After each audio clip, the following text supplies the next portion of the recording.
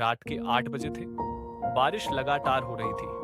गांव के बाहर एक पुराना स्कूल था, सरस्वती विद्यालय।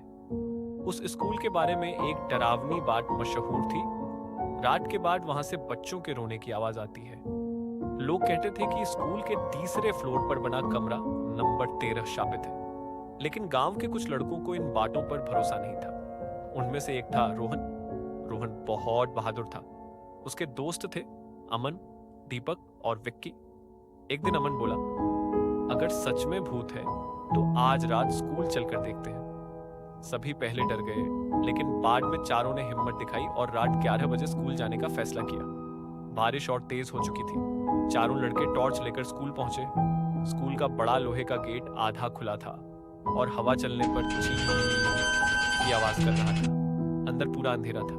जैसे ही वे अंदर गए, स्कूल की घंटी अपने आप बज उठी। Ton ton ton. दीपक डरकर बोला, भाई ये ठीक नहीं लग रहा। लेकिन रोहन हंसते हुए बोला, पुराना स्कूल है, हवा से बच गई होगी। वे धीरे धीरे तीसरी मंजिल की तरफ बढ़ने लगे। सीढ़ियों पर पानी गिर रहा था और हर कदम की आवाज पूरे स्कूल में गूंज रही थी। तभी ऊपर से किसी बच्चे के हंसने की आवाज आई। ही ही।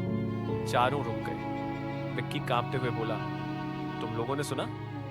रोहन ने टॉर्च ऊपर मारी, लेकिन वहां कोई नहीं था। जैसे ही वे तीसरी मंजिल पर पहुंचे, उन्हें दीवार पर लाल रंग से लिखा दिखा, कमरा नंबर 13 मत खोलना। अब सभी के चेहरे पर डर साफ दिख रहा था। लेकिन रोहन ने कहा, अब आए हैं तो देखेंगे जरूर। वे धीरे धीरे कमरे नंबर 13 के सामने पहुंचे। दरवाजा पुराना था, उस पर जंग लगी थी। अंदर से हल्की हल्की रोने की आवाज आ रही थी। अमन बोला, भाई वापस चलते हैं। लेकिन तभी दरवाजा अपने आप खुल गया। क्रीक। अंदर पूरा अंधेरा था।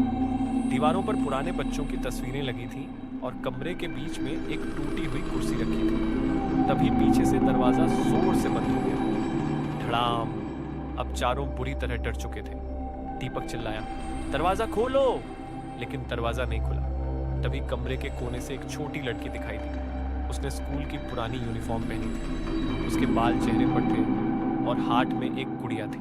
वो धीरे धीरे उनकी तरफ आने लगी। रोहन ने पूछा, तो तुम कौन हो? लड़की ने सिर उठाया। उसकी आंखें पूरी काली थी और अचानक उसने डरावनी आवाज में कहा, तुम लोग यहाँ क्यों आए हो? चारों के हाथ पैर कांपने लगे। अचानक कमरे की सारी तस्वीरें दीवार से गिरने लगी। धड़ाम धड़ाम। टॉर्च अपने आप बंद हो गई। पूरा कमरा अंधेरे में डूब गया। अब सिर्फ उस लड़की की हंसी सुनाई दे रही थी। ही। कुछ सेकंड बाद टॉर्च फिर जली, लेकिन अब लड़की उनके बिल्कुल सामने खड़ी थी। उसका चेहरा जला हुआ था और आंखों से खून निकल रहा था। विक्की डर के मारे बेहोश हो गया। तभी लड़की जोर से चिल्लाई, यह मेरा स्कूल है।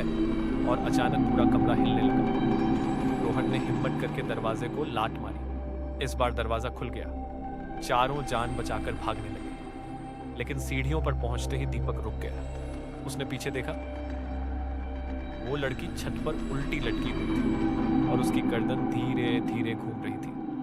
दीपक डर से चीखा और नीचे भागा। चारों जैसे तैसे स्कूल से बाहर निकल गए। बारिश बंद हो चुकी थी। सबकी सांसें तेज चल रही थी। तभी स्कूल की तीसरी मंजिल की खिड़की में वही लड़की दिखाई दी।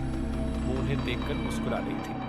अगले दिन गांव के बुजुर्गों ने उन्हें बताया, कई साल पहले उसी कमरे में आग लगी थी, जिसमें एक छोटी लड़की की मौत हो गई थी। तब से जो भी रात में कमरा नंबर 13 खोलता है, उसे वो लड़की दिखाई देती है।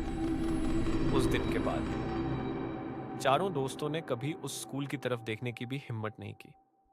लेकिन कहते हैं, आज भी बारिश वाली रातों में उस स्कूल से बच्चों के रोने की आवाज आती है और तीसरी मंजिल की खिड़की में एक छोटी लड़की खड़ी दिखाई देती है।